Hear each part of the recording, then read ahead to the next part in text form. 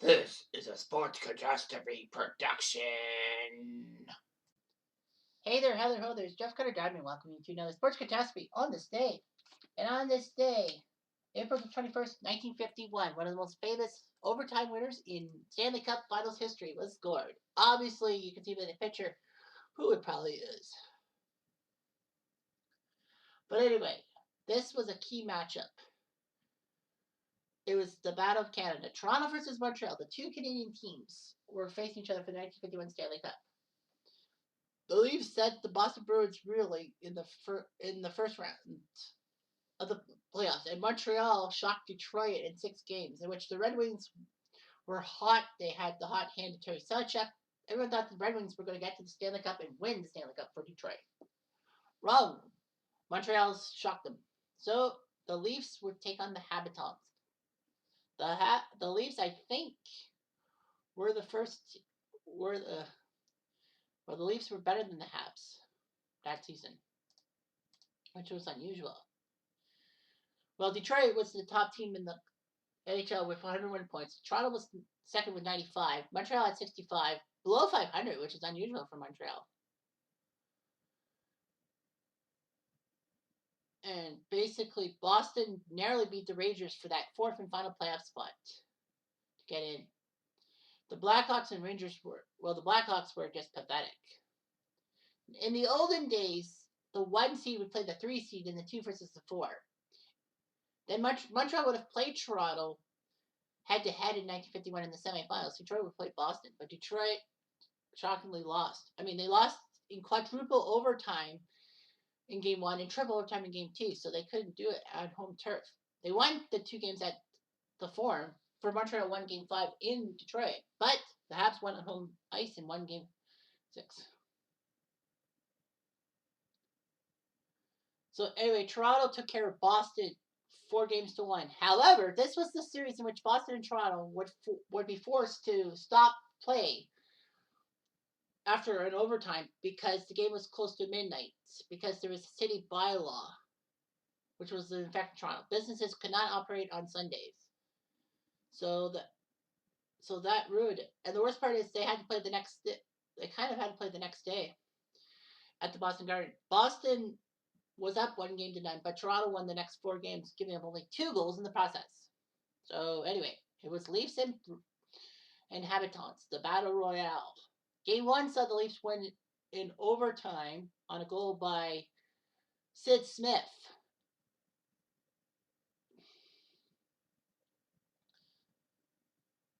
And then Game 2 saw the Habs come back to win in overtime thanks to Rocket Richard's 6th playoff goal at 2:55. The Leafs had to tie it up. The Leafs were down 2-0 and then Sid Smith and Ted Kennedy scored.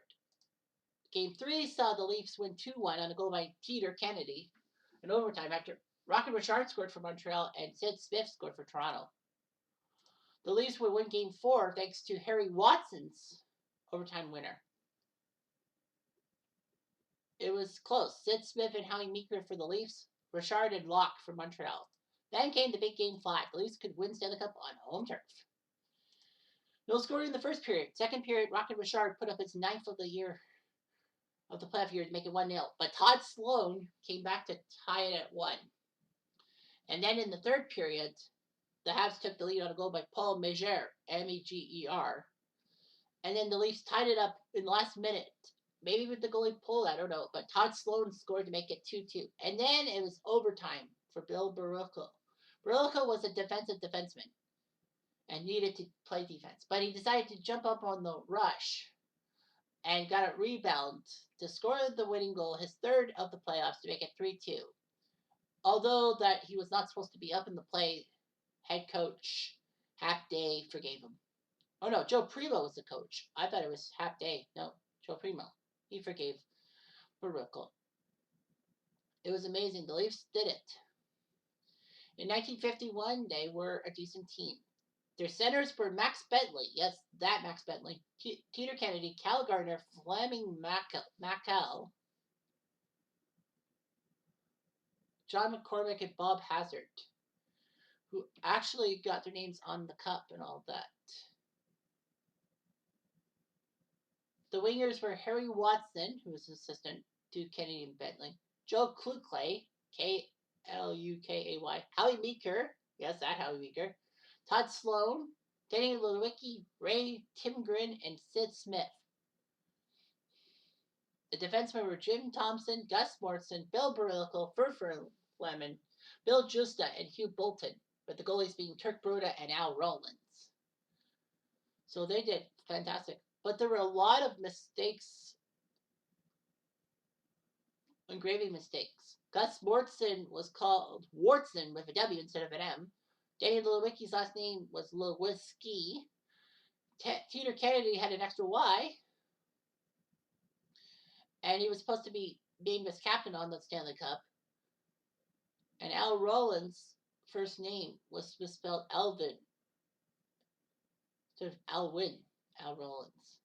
The Rollins mistake was not corrected on the replica cup created in 1993, but the other 4 mistakes were corrected. So the Leafs have won 4 cups in 5 years. It looked good for them. 47, 48, 49, and 51.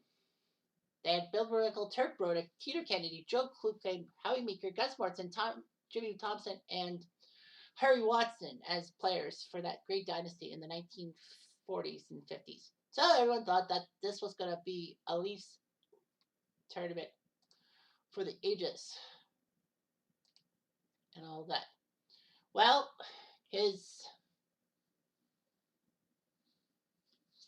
plan was to go with his dentist, Henry Hudson, to northern Quebec for a weekend fishing trip. Barilko's mom tried her best to push him not to do it. But unfortunately, it didn't happen. He went on the fishing trip, and they were headed to Porcupine Lake from Rupert House. The single-engine plane disappeared, and passengers remained missing. It was like shocking and all of that.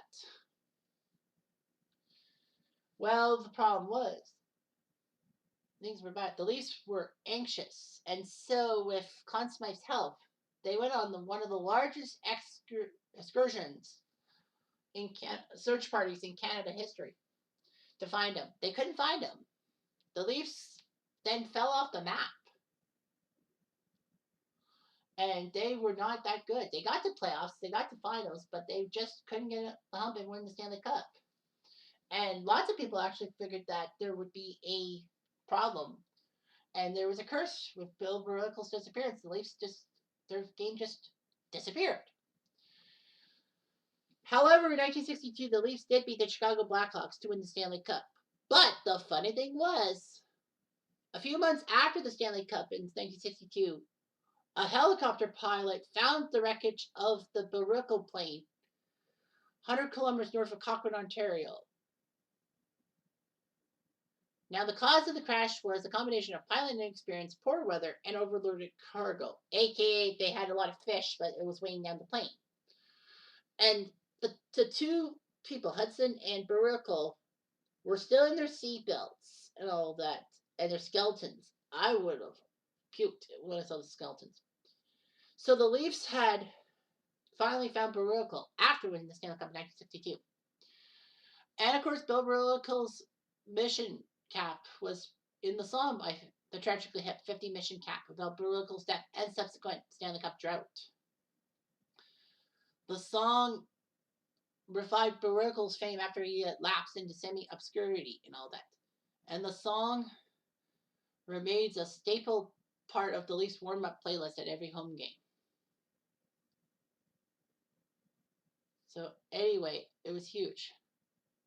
Barilko's numbers were not that great compared to most teams. But the thing is that Bill Barilko inspired Leafs fans to take up the cause for him and the tragically hit too. Ironically enough, Barilko was actually one of only 2 players in Leafs history to have their number retired. They did so in 1992 before the 75th anniversary season. His number 5 and Ace Bailey's number 6 were retired. No Leaf could ever wear that. The funny thing was that the Leafs had banners for like Sidler, Mahovlich, and Sundin, but those numbers were not retired. They were just honored. However, in 2016, new Leafs management said, fuck that, we're going to retire their numbers. So the numbers of Sidler, Mahovlich, Sundin, Johnny Bower, and a lot of other numbers were retired. Even Doug Gilmour's 93. So anyway, the Leafs now have many more retired numbers now that they decided to say, fuck it, we're going to retire it. And Barilko's number was always retired. I think the Leafs really missed Bill Barilko. I wonder how good the Leafs would have been with Barilko if he didn't go on that fishing trip. Probably a few more Stanley Cups. But you can only dream. Anyway, I'm Jeff Diamond. I do.